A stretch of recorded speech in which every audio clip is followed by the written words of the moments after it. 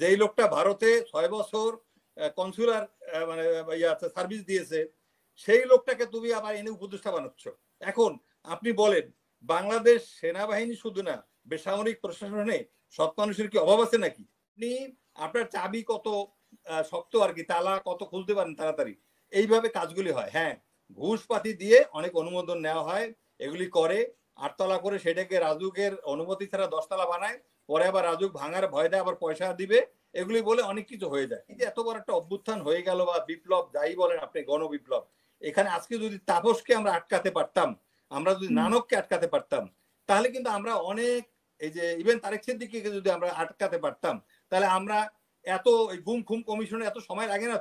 তো ফৌজি একই তরিকায় আমাদের জন্ম, আমাদের তো মাথা একই ফ্রিকোয়েন্সিতে কাজ করে, খুব একটা পার্থক্য নাই। তার সাথে কিছু অ্যাড করবো, এটাই আমরা কিছু হলেই একটা ব্লেম গেম মানে তৈরি করি।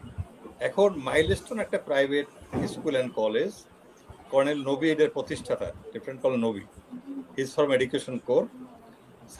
স্যারের নিজের মানে যোগ্যতায় এটা অনেক সুনাম হয়েছে এবং এটা শাখা প্রশাখা হয়েছে। এখানে ভর্তি করার জন্য আমাদের রিকোয়েস্ট করতে হয়েছে, অনেক সময় আমি আমার ফ্রেন্ডের ছেলের জন্য রিকোয়েস্ট করেছি। এখন যখন একটা প্রবলেম হয়ে গেছে, এখন এটা প্রতিষ্ঠাতা যে মালিকের বিরুদ্ধে অ্যাকশন নেওয়া হোক, এটা কেন ওই জনবহুল এলাকায় ওই ওই ওই দিয়াবাড়ির মতো জায়গায় কেন ক্যাম্পাস করলো, এজন্য এটার বিরুদ্ধে অ্যাকশন নেওয়া হোক। না, আপনার নেগেটিভ যত চিন্তাধারা আছে বাঙালির মনে, বাঙালি হয় কি শুধু কথা বলে কাজ করে না। যে সমস্ত মানুষ কাজ করে তাদের তো কিছু ভুল হবে, কাজ না করলে মানুষের ভুল হয়।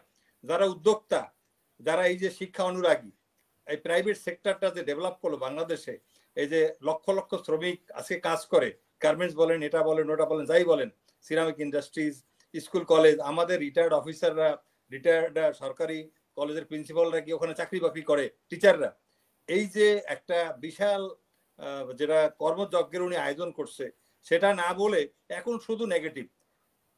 এখানে হ্যাঁ পরিবেশ অধিদপ্তরের ব্যাপার বলে, আরে এখানে যখন ওই যে কর্নেল হাসিন স্যার বলল, আমি উত্তরায় জমি কিনতে গিয়েছিলাম, আমি উত্তরায় একবার ওই যে হাউজিং এর জন্য ইসের জন্য দরখাস্ত করেছিলাম, তখন উত্তরায় আমি হাতে গোনা দুই একটা বিল্ডিং বাড়ি দেখেছি। ঠিক আছে, পুরা খোলা এলাকা, এগুলো তো হাওর বাওর টাইপের এলাকা ছিল, জঙ্গল ঝোপঝাড়। এই যে আপনি পূর্বাচল, আজকে পূর্বাচলে গেলে আপনি চিনতে পারবেন পূর্বাচল যে কি ছিল ওখানে, ইউল বি থান্ডার্ড। এখন আপনি একটা এলিট ক্লাসকে, আমি খালি এইটাই বলবো, একটা গ্রুপকে, প্রিভিলেজড ক্লাসকে আপনি প্লট দিবেন, ঠিক আছে, এখন ওরা 1000 কোটি টাকা চুরি করবে, 500 কোটি টাকা চুরি করবে, আবার ওদের একটা মানে রিটায়ারমেন্টের পরে অ্যাম্বাসেডর হবে, হাই কমিশনার হবে, অনেক কিছু হবে, আবার উপদেষ্টা হবে। হ্যাঁ, এখন স্বৈরাচারের আমলে যেই লোকটা লেফটেন্যান্ট জেনারেল হয়েছে, যেই লোকটা মেজর জেনারেল হয়েছে, যেই লোকটা সচিব হয়েছে, যেই লোকটা ভারতে 6 বছর কনসুলার মানে সার্ভিস দিয়েছে, সেই লোকটাকে তুমি আবার এনে উপদেষ্টা বানাচ্ছ। এখন আপনি বলেন, বাংলাদেশ সেনাবাহিনী শুধু না, বেসামরিক প্রশাসনে সৎ মানুষের কি অভাব আছে নাকি? আর সব কোয়ালিফাইড লোক কি মেজর জেনারেল, লেফটেন্যান্ট জেনারেল, আর ওই যে আপনার সচিব, বহু দক্ষ লোক আছে যাদেরকে প্রমোশন দেওয়া হয় না। অনেক সৎ অফিসার আছে, আমি নাম বলতে পারবো আপনারে, ডক্টর আকবর আলী খান সচিব হয়েছে, সৎ মানুষ। এরকম হাতেও গোনা আছে, আমাদের ফিরোজা বেগমের ভাই, ওই যে ওনার নাম আসাফুদ্দৌলা, এরকম মানুষ হাতে গোনা, কেরামত আলী সাহেব সৎ মানুষ, এরকম হাতে গোনা পাবেন।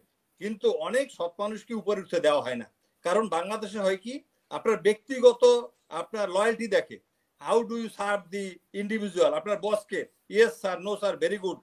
এই যে একটা, আর বাংলাদেশ সেনাবাহিনী বা ডিফেন্সে তো এগুলো আরো নম, আপনি তো জানেন এগুলি, কারণ আপনি তো বাংলাদেশের বাইরে না, যত যেখানেই আছেন, you are acquainted with this. এখন এগুলি আপনার যদি আমরা বলতে চাই, আমি বলবো হ্যাঁ, আমাদের দেশে ঘুষ দিলে সব হয়। আপনি বলেন ঘুষের একটা পজিটিভ দিক আছে, আমি বলি, এই যে আজকে মাইলস্টোন স্কুল হয়েছে, যাই হয়েছে, নো ফ্লাই জোনের মধ্যে থাকা উচিত ছিল, ফ্লাই জোনে হয়েছে। এই নিকুঞ্জ যে করছে আমাদের ক্যান্টনমেন্টের পাশে উত্তর আগে, নিকুঞ্জ তো এটাও তো ফ্লাইং জোনের মধ্যে পড়ে গেছে। এখন এখানে যারা প্লট পেয়েছে, তারা দুই তালা, 3 তালা বা 4 তালার বেশি করার কথা না, কিন্তু এখন তো ওখানে তো দেখি অনেক তালা হয়ে গেছে। ক্যান্টনমেন্টে আমাদের এখানে হওয়ার কথা সেনাপ্রধানের বাসার অপোজিট একটা বিল্ডিং, ওটা দীর্ঘদিন আমি দেখেছি 2 তালা, এখন ওটা আওয়ামী লীগের আমলে 8 তালা 10 তালা হয়ে গেছে। এখন এটা তো রাজনৈতিক সিদ্ধান্ত আপা, যখন আপনি আপনার চাবি কত শক্ত আর কি, তালা কত খুলতে পারেন তাড়াতাড়ি, এইভাবে কাজগুলি হয়। হ্যাঁ, ঘুষপাতি দিয়ে অনেক অনুমোদন নেওয়া হয়, এগুলি করে 8 তলা করে সেটাকে রাজুকের অনুমতি ছাড়া 10 তলা বানায়, পরে আবার রাজুক ভাঙার ভয় দেয়, আবার পয়সা দিবে, এগুলি বলে অনেক কিছু হয়ে যায়। এখন সব জায়গায় ঘুষের রেট অন থার্ড বেড়েছে। সুতরাং আমি বলি যে আমাদের যে স্কুলের ব্যাপারটা, এটা হয় কি, একটা অ্যাক্সিডেন্ট ইজ অ্যাক্সিডেন্ট, গাড়িরও অ্যাক্সিডেন্ট হয়, রেল অ্যাক্সিডেন্ট হয় নাই, রেল অ্যাক্সিডেন্ট হয় নাই। হ্যাঁ, যখন আমরা কুমিল্লাতে রেল অ্যাক্সিডেন্ট দেখলাম, তখন দেখলাম কি ওখানে যে যেটা দেওয়া হয়েছে রেলের যে ইয়াগুলি ইস্পাত বা যেটা লোহা, ওটা নিম্নমানের ছিল, এটা প্রমাণ হয়েছে, গরমে এটা বাঁকা হয়ে গেছে, এরকম আছে। এখন আমাদের যখন কেনাকাটা হয় 16টা যে ফাইটার F7 কিনেছে, এটা তো এই বিগত সরকার আমলই কিনেছে অনেক আগে, এখন 16টা কিনেছে 12,000 কোটি টাকা দিয়ে। এখন এইটা তো 12,000 কোটি টাকা মানে ভাগ দেন আপনি 16 দিয়া কত করে পড়ে আপনি বলেন, এইটা তো এই দামের না। এখন আপনি বলেন এগুলো তো অনেক অনেক কিছু অডিট করা হয় না, অনেক অনেক আছে ডিফেন্সের অনেক কিছু অডিট করা হয় না। আপনি ডিফেন্স মিনিস্ট্রিতে যাবেন, আমি যেহেতু ডিফেন্স মিনিস্ট্রিতে কিছুদিন চাকরি করেছি সরাসরি সচিবের আন্ডারে, আমি দেখেছি আমাদের এফডি ডিফেন্স মিনিস্ট্রি ছাড়াই অনেক কিছু অ্যাপ্রুভ করে ফেলে প্রাইম মিনিস্টারের সাথে, কারণ প্রাইম মিনিস্টার হলো প্রধানমন্ত্রী প্লাস ডিফেন্স মিনিস্টার। এখানে আসলে মানে আমাদের যেটা মানে যেটা বলে যে প্রতিরক্ষা মন্ত্রণালয়, এটা একটা আসলে মানে ফর্মালিটিজ আর আমি মনে করি অনেক ক্ষেত্রে। আর যেখানে তারেক সিদ্দিকের মতো লোক, শেখ রেহানার আপন দেবর, তারপরে এত বছর ধরে পার্মানেন্ট এখানে বসে গেছে শেখ হাসিনার ব্যয়, তো আপনি বোঝেন তাহলে আপনি এ তো পুরো এফডিও তার কথায় চলতো, শুধু সেনাবাহিনী না, 3 বাহিনী প্রধান না, সবই তার কথায় চলতো। এখন এইগুলির আপনি হিসাব করলে এই কমিশন কারা খেয়েছে, আমি এই যে তারেক সিদ্দিকীকে আপনি বাদ দিতে পারবেন না, এর মধ্যে আরো অনেক কিছু আসবে, সবকিছু তো বলাও যাবে না, আপনি বুঝে নেবেন। আর ইনভেস্টিগেশন করলেও যারা ইনভেস্টিগেশন করবে তারাও অনেককে বাদ দিয়েই করবে, তো স্যারের কাছে প্রশ্নই করতে যাবে না, সাহস পাবে না। এইগুলি আপনি বিডিআর এর কিলিং এ দেখেন নাই, যখন শেখ হাসিনার কাছে বলছিল স্টেটমেন্ট বা তাপস, এরা কিন্তু স্টেটমেন্ট দেয়নি, কারণ তারা তারা বেয়াদবি, তাদের কাছে ওটা চাওয়াই বেয়াদবি। এখন আপনি এই যে এত বড় একটা অভ্যুত্থান হয়ে গেল বা বিপ্লব যাই বলেন আপনি, গণবিপ্লব, এখানে আজকে যদি তাপসকে আমরা আটকাতে পারতাম, আমরা যদি নানককে আটকাতে পারতাম, তাহলে কিন্তু আমরা অনেক, এই যে ইভেন তারেক সিদ্দিকীকে যদি আমরা আটকাতে পারতাম, তাহলে আমরা এত গুম খুম কমিশনে এত সময় লাগে না তো, 164 নিয়ে গেলেই সব বলে দিত।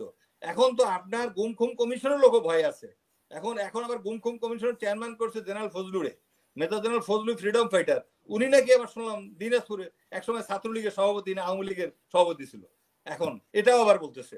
এখন যাব কোথায় আমরা? এখন আপনি সব জায়গায় আপনি, মানুষ তো পারফেক্ট পাবেন না, মানুষের মধ্যে কিছু ভুল ত্রুটি থাকবে, কেউ তো আর ফেরেশতা না। এই জন্য হয় কি, একটা মানুষের পারফরমেন্সটা কেমন, জেনারেল ফজলু তার চাকরি জীবনে সৎ মানুষ ছিল, আমরা জানি। সে কাদেরিয়া বাহিনীর বিরুদ্ধে যুদ্ধ করে যখন 15 আগস্টের পরে তার কাদের সিদ্দিকে চলে যায়, আমাদের বিডিআর কে মেরেছে অনেক, আমাদের অনেক ক্যাম্পে হামলা করেছে, আমাদের আর্মি অফিসার এক ক্যাপ্টেন সাহেব মারা গেছে। এখন কাদের সিদ্দিকি তো আজকে জাতীয় নেতা, এখন তার হয়তো ওই সময় ভুল ছিল, অনেক কিছু ছিল। সুতরাং আমাদের যত কাজই আমরা করি আপা, আমরাকে পজিটিভ হতে হবে, ভুল ত্রুটি হবে, অ্যাক্সিডেন্ট হবে, তদন্ত হবে, আর এই তদন্ত যাতে আবার তদন্তর পরে যেটা আবার দেখা যায় হারিয়ে যায়, আরেকটা ঘটনা ঘটে, আবার এটার খবর নেই, আবার ওটা তদন্ত শুরু হয়, তদন্ত কে করবে? এই জন্য আমরা এটা পাবলিক যাতে জানতে পারে, আমাদের ট্রান্সপারেন্ট হওয়া উচিত। আপনি দেখেন যখন আপনি জন মেজরের বিচার হলো ইরাক অ্যাটাক নিয়ে, ওয়েপন্স অফ মাস ডিস্ট্রাকশন, আপনার মনে আছে, টিভিতে লাইভ দেখাচ্ছিল, তাকে যখন কোশ্চেন করে, হ্যাঁ, তখন আমরা সারা পৃথিবী দেখছে জন মেজরকে কিভাবে কোশ্চেন না, ওইয়াকে আপনার ওই যে টনি ব্লেয়ারকে আপনার মনে আছে না আবার, ওই যে লাইভ দেখাচ্ছিল একেবারে লাইভ। তা আমরা বলবো আমরা যেন সবকিছুতে ট্রান্সপারেন্ট থাকি, আর নানা ষড়যন্ত্র হবে, ষড়যন্ত্র ছাড়া কখনোই রাজনীতি থাকে না, দেশ থাকে না। আর পাশে যখন ভারতের মতো একটা দেশ থাকবে, ষড়যন্ত্র থাকবে না, এটা হয় না। ভারতের হাজার হাজার এখানে লেসপেন্সার আছে, এজেন্ট আছে, আমলাদের মধ্যে আছে, আমাদের কামলাদের মধ্যে আছে, সব জায়গায় আছে, রাজনীতিবিদদের মধ্যে আছে, ছাত্রদের মধ্যেও আছে। আমরা যে সিরাজুল আলম খানের কথা বলি, এত বড় ব্রিলিয়ান্ট একটা মানে আমাদের যারা আমরা দাদাভাই বলে ডাকতাম, সিরাজুল আলম খান, ব্রেইন চায়, যার ব্রেইন মানে মগজ বোধহয়, আইকিউ বোধহয় বাংলাদেশের রাজনীতিতে সবচেয়ে বেশি যাদের আইকিউ, তার মধ্যে সে একজন।